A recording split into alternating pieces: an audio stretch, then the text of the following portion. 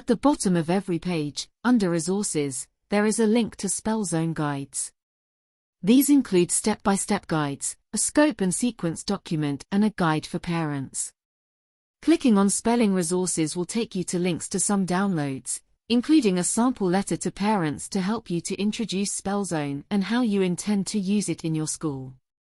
Also, at the bottom of the page, you will find a help section which provides information on technical requirements and troubleshooting, including advice on turning off predictive text.